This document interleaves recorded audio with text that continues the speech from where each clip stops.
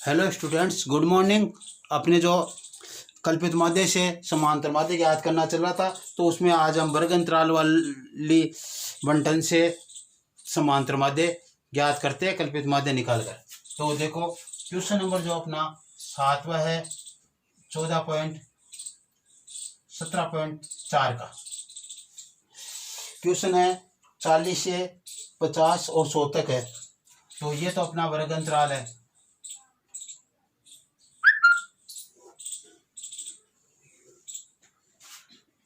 चालीस से 50, 50 से 60, 60 से 70, 70 से 80, 80 से 90, 90 से 100। ये तो अपना वर्ग अंतराल आ गया। फिर यहाँ पे हम बारंबारताएं लिखते हैं, तो ये बारंबारताएं आ जाएगी। बारंबारताएं हैं 10, 25, 28, 12, 40, 15। 10, 25, 28, 12, 10, 15। 10, 25, 28, 12, 10, 15। तो 10, 25, 28, 12, 10, 15 ये हमारे पास क्या हो गई, बारंबारताएं हो गई। अब हमें क्या करना है, देखो कल्पित माध्य निकालते हैं, फिर डी निकालते हैं, तो हमारे को जरूरत होती है अक्ष माइनस से। हमारे को ये चीजें मालूम होनी चाहिए। तो पहले तो हमें किसकी जरूरत होगी, अक्ष की जरूरत होगी। और अक्ष में से हमारे को क्या मिलता है, एक कल्पित माध्य मिलता है कहीं ना कहीं। तो अक्ष तो हमें आवश्यकता होगी। और अक्ष हमने निकालना बताया था आपको, विचर बोल देते हैं इसको, या मध्यमान बोल देते हैं, विचर या मध्यमान बोल देते हैं। तो वो कैसे निकालते हैं, देखो इन दोनों को जोड़ो, 40 और 50 को जोड़ने पर 40 प्लस 50 बटा 2, 2 का भाग दे दो, और ये हो जाएगा 90 बटा 2, भाग गया 45 बार। यदि आपको ऐसे भाग देने में दिक्कत हो रही है, तो 40 में 2 का भाग दे दो, 2 दूनी 4, 20 बार गया। 50 में 2 का भाग दे दो, 2 दूनी 4, बच गए 1, 10, 2 पंजे 10, और इनको जोड़ दो, क्या हो गया, 45 मान हो गया। कितना गया, इसका मान आया हमारे पास 45। कितना आया, 45। फिर इन दोनों को जोड़े हम 50 और 60, 50 प्लस 60 बटा 2, इसमें भाग दिया तो 25 आया। 60 में 2 का भाग देने पर 30, दोनों को जोड़ने पर 55। तो ये आ गया आपने 55। इन दोनों में अंतर कितने का है, 10, 10 का अंतर है। तो 10 इसमें जोड़ दो, 55 में 65, 65 में 10 जोड़ने पर 75, 75 में 10 जोड़ने पर 85, 85 में 10 जोड़ने पर 95। इन दोनों को जोड़ो, देखे 90 प्लस 100 में 2 का भाग दिया, ये 45 बार गया, और ये 50 बार, जोड़ने पर कितना आ गया, 95। तो ये मान आ गया 95 सही है। अपना हमने जो कैलकुलेशन की वो सही है। चलो यहाँ तक तो अपना मान आ गया। अब हम क्या ज्ञात करते हैं, कल्पित माध्य ज्ञात करते हैं। कल्पित माध्य इसका क्या होगा, क्या ज्ञात करते हैं, कल्पित माध्य ज्ञात करते हैं। इसका कल्पित माध्य क्या होगा। तो कल्पित माध्य के लिए n का मान ज्ञात करते हैं। तो 1, 2, 3, 4, 5, 6, n का मान क्या है, 6। और 6 क्या है, सम संख्या है। कल हमने बात की थी, तो 6 बटा 2 या 6 बटा 2 प्लस 1वां पद। तो ये तो हो गया 3, और ये हो गया या 4वां पद। 3 और 1 4 हो गए ना। तीसरा या चौथा पद में से कोई होगा। तो तीसरा पद ये है, चौथा ये है। इन दोनों में से कौन सा ले, इन दोनों में से वो ले जिसकी बारंबारता अधिक हो। इन दोनों में से तो हमने यहाँ तक याद कर लिया। अब हमें क्या, तीसरे और चौथे पद में से कोई एक पद लेना होगा। तो तीसरा ही है, चौथा ही है। तीसरे और चौथे पद में से कौन सा लेंगे, जिसकी बारंबारता अधिक होगी वो लेंगे। तो बारंबारता तो 28 वाले की अधिक है। तो तीसरे पद की बारंबारता अधिक है, अतः जिसके संगत विचर, जिसके संगत क्या, विचर। तो संगत विचर अधिक है किसकी, तीसरे पद की बारंबारता अधिक है, या तीसरे पद की बारंबारता अधिक है या 28 है, जो चौथे पद से ज्यादा है, ऐसा लिखते हैं। जिसके संगत विचर क्या अक्ष में से लेंगे तो 28 के संगत विचर 65 है। अतः ए का मान कल्पित माध्य ए का मान क्या हो जाएगा 65 हो गया। कल्पित माध्य ए का मान क्या हो जाएगा 65 हो जाएगा। अब हम यहाँ पे किसका मान निकालेंगे डी का निकालेंगे, तो अक्ष माइनस ए, वही प्रोसेस वाली कल वाली है। तो देखो 65 को 45 में घटाए 20 आएंगे, ऊपर वाली संख्या है माइनस में आएगी, मैंने पहले बताया था आपको। फिर 10 कम करते चलो -10, क्योंकि इनमें 10 का अंतराल है। 65 में से 65 गया तो शून्य, फिर इधर 10, 20, 30 ये मान हमारे पास आ गए। अब हमें क्या करना है एफ इंटू डी मान ज्ञात करना है, एफ इंटू डी का। तो ये हो गया एफ इंटू डी। तो ये तो रहा डी, ये रहा एफ, गुणा करो माइनस के 200, 25 को माइनस को 250 गए, और 28 को गुणा किया शून्य से तो शून्य हो गया, 12 को 10 से गुणा किया तो 120 हो गया प्लस के, 10 को 20 से गुणा किया तो 200 हो गया प्लस के, और 15 को गुणा किया तो 15 × 3 = 45, 450 प्लस के। इसकी मैं सफाई कर देता हूँ, ये हमने क्रिया की थी, ये करना है ये काम। इधर माइनस वाले जोड़ेंगे तो ये जुड़कर हो गए 450 माइनस के 450, और इधर वाले जोड़ेंगे तो ये जुड़कर हो जाएंगे 0, 7 और 7, 770। तो यहाँ पे तो हम सिग्मा एफ का मान ज्ञात करेंगे। सिग्मा एफ इक्वल टू क्या हो जाएगा 7 और 15 और 20 का शून्य हासिल 2, 3, 4, 5, 7 और 3, 10, ये तो 100 आ गया सिग्मा एफ का मान। तो और सिग्मा एफ डी का मान ज्ञात करेंगे। देखो प्लस वाली संख्या अधिक है, प्लस वाली संख्या क्या है अधिक है, इसलिए प्लस में मान आना है। तो इसमें से इसको घटाएंगे तो 0, 7 में से 5 गए तो 2, 7 में से 4 गए तो 3, ये मान हमारे पास आ गया, ये मान हमारे पास आ गया। ये सारणी बन गई अब तक किसकी कल्पित माध्य के द्वारा, जो हम समांतर माध्य ज्ञात कर रहे हैं उसकी क्या हो गई ये सारणी बन गई। क्या बन गई सारणी बन गई। अब देखो क्या किया, ये इतनी सारणी इसने दी थी, फिर क्या था कल्पित माध्य के द्वारा समांतर माध्य ज्ञात कीजिए। तो कल्पित माध्य से समांतर माध्य ज्ञात करने के लिए हमारे मालूम है अक्ष भी हमारे को मालूम होना चाहिए, मध्य मान भी। तो हमने क्या किया, ये अक्ष का मान निकाला, 40 और 50 को जोड़ने पर 45 आ गया, 2 का भाग दिया तो 50 और 60 को जोड़कर 2 का भाग दिया तो 55 आ गया। इन दोनों में 10-10 का अंतर तो जोड़ते चले, 55 में 10 जोड़ने पर 65, 65 में 10 जोड़ने पर 75, 75 में 10 जोड़ने पर 85, 85 में 10 जोड़ने पर 95 आ गए। चलो ठीक है, फिर हमने क्या किया डी का मान निकालना, उसके पहले हमें ए चाहिए कल्पित माध्य। तो ये क्या थी सम संख्या है 6, तो 6/2 या फिर 6/2 + 1, ये तो तीसरा या चौथा पद हो जाएगा। तो तीसरे और चौथे में से वो लेना जिसकी बारंबारता अधिक है। बारंबारता अधिक तो 28 की है, तो हमने लिया कल्पित माध्य अक्ष में से ये, जिसके संगत विचर क्या है बारंबारता अधिक तो 28 की है, जिसके संगत विचर क्या है 65 है। तो 65 हमने ए का मान ले लिया। अब डी का मान अक्ष माइनस ए का मान हमारे पास क्या है 65 है। 65 इसमें से घटाया अक्ष में से घट रहा है, 20 का अंतर -20, माइनस के 10 और यहाँ पे शून्य आ गए, 65 में से 65 गए। अब प्लस क्या आएंगे, 75 में से 65 गए 10, 85 में से 65 गए 20 और 95 में से 65 गए 30 आ गए। अब इनको गुणा किया हमने ये डी और एफ को, तो 10 को 20 से गुणा करने पर माइनस के 200, 25 को 10 से गुणा करने पर माइनस के 250 हो गए, 28 को 0 से गुणा किया तो 0, 12 को 10 से गुणा करने पर 120, 10 को 20 से गुणा करने पर 200, 15 को 30 से गुणा करने पर 450। इनका टोटल आ गया -450, इनका टोटल आ गया प्लस के 770, अर्थात प्लस वाली ज्यादा है, तो इसको इसमें से घटाने पर हमारे पास 320 प्राप्त हुए। अब ठीक है, अब आगे बढ़ते हैं कल्पित माध्य के द्वारा समांतर माध्य। कल्पित माध्य से समांतर माध्य, अक्ष ए बार बराबर ए प्लस सिग्मा एफ डी बटा सिग्मा एफ, हमने कल ये सूत्र लगाया था, तो लगा लो आज यहाँ पे भी। ए का मान तो 65 है हमारे पास, प्लस सिग्मा एफ डी का मान 320 आया, और इसका मान क्या आ गया 100 आ गया सिग्मा एफ का।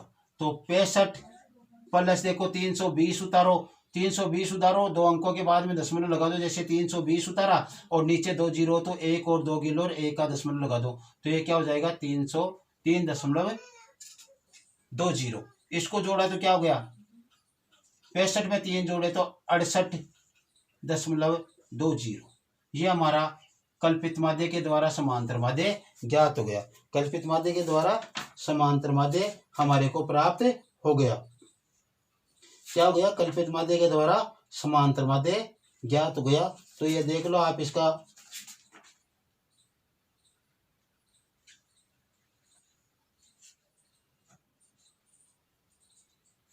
इस प्रकार से हम ज्ञात कर लेंगे। ठीक है, तो ये कल्पित माध्य के द्वारा समांतर माध्य ज्ञात करने की आपको विधि आ गई। कल्पित माध्य वाला सबसे मोस्ट है, कल्पित माध्य वाला क्वेश्चन सबसे मोस्ट है। यदि गत बार नहीं आया तो इस बार आने के ज्यादा से ज्यादा चांसेस होते हैं। ठीक है, क्योंकि इसमें प्लस माइनस में इनमें गलतियां होने की ज्यादा चांसेस होती है। ओके, अब आगे बढ़ते हैं माध्यक में। माध्यक यानी माध्यिका।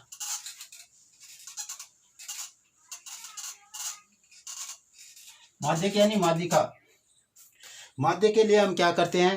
पहले तो जो हमारे को दिया गया है उनको क्या लिखते हैं? आरोही, फिर आरोही या अवरोही क्रम में लिख लेते हैं उन संख्याओं को। जो हमारे को जो संख्याएं दी गई है उनको आरोही या अवरोही क्रम में लिखते हैं। क्या करते हैं? जो भी संख्याएं जिनका हमें माध्य ज्ञात करना होता है या माध्यिका ज्ञात करनी होती है उनका हम क्या कर लेते हैं? आरोही या अवरोही क्रम में लिख लेते हैं। दोनों में से एक में लिखना चाहिए, आप अवरोही में लिख लेना चाहिए, आप आरोही में लिख लेना। आरोही का मतलब होता है बढ़ता क्रम, यानी एक आ गया तो आगे 2 ही आएगा, 2 आएगा तो आगे 3 ही आएगा, या 5 ही आएगा, या 7 ही आएगा, ऐसे बढ़ते क्रम। इससे बड़ी ये, इससे बड़ी ये, इससे बड़ी ये, ऐसे। अवरोही का मतलब होता है घटते क्रम में, घटते क्रम में। घटते क्रम का मतलब होता है सबसे बड़ी पहले आएगी, उससे छोटी उसके बाद में, और उससे छोटी उसके बाद में, और उससे छोटी इसके बाद में। जैसे ये संख्या उतारे 7, 5, 3, 2, 1, इस प्रकार से ये इससे बड़ी, ये इससे बड़ी, ये इस प्रकार से। तो इसमें तो बड़ी से छोटी की ओर चलते हैं अवरोही क्रम में, और आरोही क्रम में छोटी से बड़ी की ओर चलते हैं। इतना ही हमें ध्यान रखना होता है और अपना ये क्वेश्चन आसान हो जाता है। तो देखो, हमें आरोही क्रम में लिखने की कोशिश करनी है। आप अवरोही वाला करने की कम ही कोशिश करना, आरोही क्रम में लिखने की कोशिश करते हैं। जैसे हमारे को मान दिया गया है, अपने बना लेते हैं क्वेश्चन। मान लो कोई क्वेश्चन है हमारे पास, 2, 5, 8, 9, 11, 12, 17 और 15 का माध्यक ज्ञात करो। तो क्या करना है? पहले तो इनको हमें किस में लिखना है? आरोही क्रम में लिख लो, आरोही क्रम। आरोही क्रम सबसे छोटी संख्या 2 है, 2 से जस्ट बड़ी संख्या 5 है तो ये 5, 5 से जस्ट बड़ी संख्या 8 है तो 8, 8 से 11 और 11 से बड़ी 15 है और 15 से बड़ी 17 है। इनको हमने क्या लिख लिया? आरोही क्रम में लिख लिया। किस में लिख लिया? आरोही क्रम में लिख लिया हमने इनको।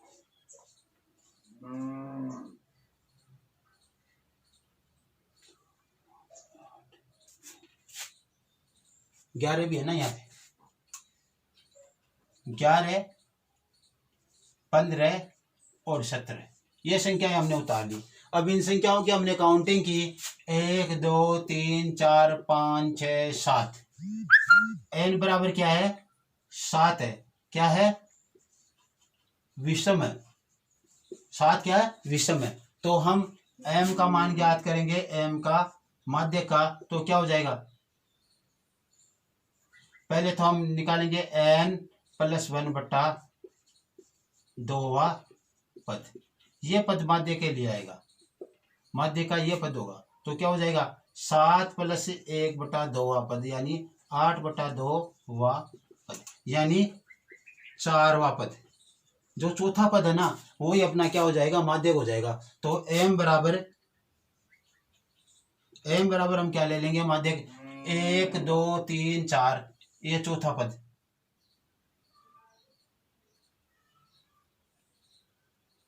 एक, 2, 3, 4 ये चौथा पद हो गया। तो इसका माध्य क्या हो गया? माध्यिका हो गई इसकी 9।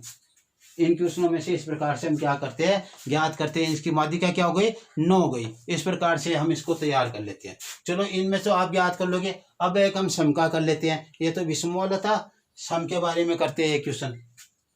तो देखो, जैसे मान लो हमारे को कोई संख्या दी गई है 5 7 9 1 3 8 17, 1 2 3 4 5 6 7 और ये 19, 8 संख्या है हमारे पास। इनका क्या करना, हमें माध्य ज्ञात करना है। तो सबसे पहले क्या करना, हमें इनको आरोही क्रम में लिखना है। तो सबसे छोटी संख्या 1, उससे बड़ी संख्या 3, उससे बड़ी संख्या 5, 5 के बाद में 6 नहीं 7, 7 के बाद में 8, 8 के बाद में 9, 9 के बाद में 11 नहीं, 10 नहीं है, 11 नहीं है, 12 नहीं है, 13 नहीं है, 14 नहीं है, 15 नहीं है, 16 नहीं है और 17 और 19। इसको हमने इस क्रम में लिख लिया। n बराबर हमारे पास मान क्या है, 1 2 3 4 5 6 7 8, 8 है। क्या है, सम है। तो सम के लिए हम क्या करेंगे, सम के लिए हम करेंगे n/2 या n/2 प्लस 1वां पद बटा 2, यानी इनको हम जोड़ देंगे। यदि हम इनको ऐसे ले लें, ये 1 है, ये 2 है, ये 3 है, ये 4 है, ये 5 है, ये 6वां पद है, ये 7वां पद है और ये 8वां पद है, ऐसा है। तो इसमें क्या आ जाएगा, देखो इसमें हम ले लेंगे, देखो पहले आप ऐसे पद ही निकालो, बटा 2 का भाग लगेगा इस माध्य निकालने के लिए। तो ये हो जाएगा 8/2 प्लस अक्ष में के रूप में ले लो भाई, इनको अक्ष के रूप में ले लो।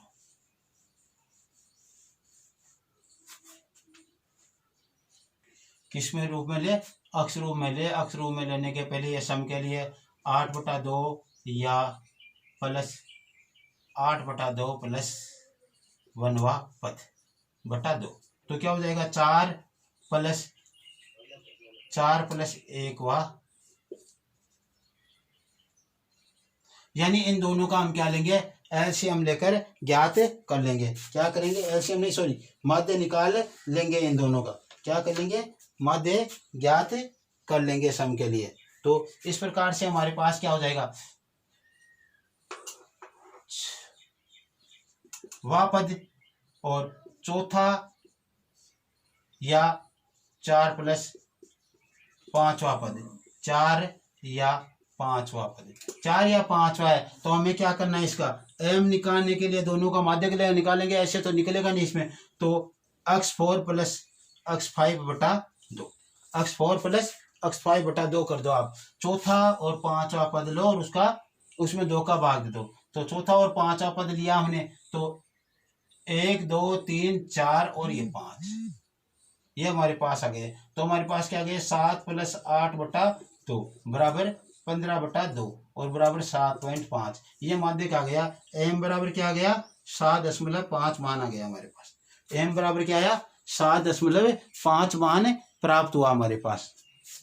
चलो एक अब आगे ऐसा क्वेश्चन करते हैं हम, जो हमारे को ऐसे दिया गया और उसके लिए ज्ञात करें। क्या दी गई हो, बंटन दी गई हो। और बंटन के लिए देखो हमारे को दिया गया है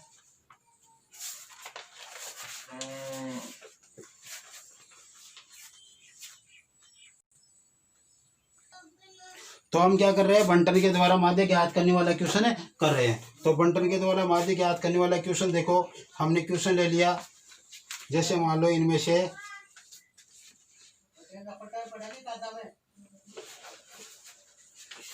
ये क्वेश्चन दिया इसने, अगला 5वां क्वेश्चन, बंटन का माध्य के ज्ञात कीजिए। तो बंटन का माध्य ज्ञात करने के लिए देखो क्वेश्चन नंबर 5वां इसने दिया। 5वां क्वेश्चन हमने लिया, यहाँ पे तो अक्ष दे दिया अगले ने, अक्ष का मान 20 25 20 25 30 40 45 55 तक, 30 35 40 45 50 और ये 55, यहाँ तक हमारे पास आ गया। फिर इसने क्या दिया, एफ का मान दिया। एफ का मान है 14, 28, 33, 30, 20, 40, 30, 20, 15, 30, 20, 15, 13, 7, 14, 28, 33, 30, 33, 30, 20, 15, 13, 7, 20, 15, 13, 7, ये हमारे को दिया गया है। क्या दिया गया, ये मान हमारे को दिया गया। और जैसे माध्य ज्ञात करते हैं तो हमारे को ध्यान रखना है, इसके आगे हम सी एफ ज्ञात करेंगे। यदि हमारे को एफ दिया गया है, एफ दिया गया तो क्या ज्ञात करेंगे, सी एफ ज्ञात करेंगे। सी एफ होती है संचयी बारंबारता। सी एफ क्या है, संचयी बारंबारता। और संचयी बारंबारता किससे बनेगी, देखो सी एफ यानी बारंबारताओं से बनेगी, एफ लगा हुआ है। तो ये तो पहला पद तो यहाँ पे ऐसा क्या, ऐसा उतार दो, बारंबारता का 14 का 14 उतार दो। क्या उतार दो, 14 का 14 उतार दो। अब 14 को इस अगले में जोड़ दो 28 में, 28 और 14 मिलकर 42, 42 को 33 में जोड़ दो 75, 75 को 30 में जोड़ दो। इसको ऐसा उतार दिया, इसमें जोड़कर यहाँ पे ऐसा उतार दिया। फिर इस संख्या को इसमें जोड़ा, यहाँ पे उतार दिया। क्या किया, प्लस करके प्लस करके प्लस करके हमने उतारा है। अब इस संख्या को इसमें जोड़ेंगे, प्लस करेंगे और ये क्या हो गया 105। फिर इसको इसमें प्लस करेंगे, ये आ गया 125। फिर इसको इसमें प्लस करेंगे 140। फिर इसको इसमें प्लस करेंगे 153। फिर इसको इसमें प्लस करेंगे 160। यानी इसको ऐसा का ऐसा होता है, फिर इसमें जोड़कर यहाँ पे, इसमें जोड़कर यहाँ पे, इसमें जोड़कर यहाँ पे, इसमें जोड़कर यहाँ पे हमने ऐसा बना लिया। ये क्या बना लिया हमने, सी एफ बना ली। ये समझने के तौर पर था, हमने ये नहीं बनाना वहाँ पे। हमने तो ऐसा किया था कि इसको जोड़ रहे हैं, इसलिए ऐसा बताया कि यहाँ से यहाँ पे आए, यहाँ से यहाँ पे आए, और बाकी हमारे को यह बनाना नहीं है। हमें तो ऐसे सीधा ही टोटल करना है। क्या करना है, सीधा ही इनका टोटल करना है। 14 के 14 का इसमें जोड़ा तो ये सी एफ आ गई। अब सी एफ आ गई तो ये ध्यान रखना है, यहाँ पे सिग्मा एन कैपिटल एन बराबर सिग्मा एफ बराबर 160 ही आएगा। ये 160 है तो ये भी 160 ही आएगा। ठीक है, अब क्या करेंगे, यहाँ पे बहुत आसान है यहाँ पे करना। क्या लिखेंगे यहाँ पे, सिग्मा एफ बटा 2 बराबर एन बटा कैपिटल एन बटा 2 बराबर 160 बटा 2, और इसका मान आ गया 80 आ गया इसका मान 80 से ऐसा का ऐसा लिखना है। इसके नंबर मिलते हैं, ये लिख रहा हूं मैं, 80 से ठीक बड़ी संचयी बारंबारता, संचयी बारंबारता लिख लो, या फिर आप छोटे में लिखना चाहो तो सी एफ। 80 से ठीक बड़ी संचयी बारंबारता या सी एफ। 80 से ठीक बड़ी कौन सी है, 105 वाली है भाई, 105 वाली है। ये 75 है, इससे ठीक बड़ी 80 से ठीक बड़ी संचयी बारंबारता 105 है, 105 है। जिसके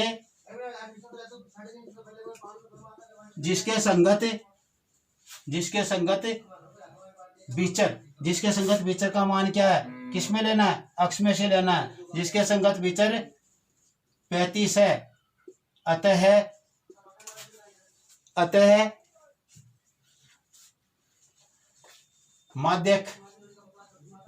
माध्यक एम बराबर हो जाएगा आपका 35। इसका मान क्या आ गया, 35 आ गया। इस प्रकार से हमें निकालना होता है, इस प्रकार से निकालना होता है। आज की क्लास में इतना ही, और बाकी हम कल आगे इसका एक क्वेश्चन और है ऐसा जो वर्ग अंतराल वाला, वो करेंगे और फिर हम आगे बढ़ेंगे किसके लिए, बहुलक के लिए। तो इसको अच्छी तरह देखना, ऐसे क्वेश्चन आने की ज़्यादा चांसेस।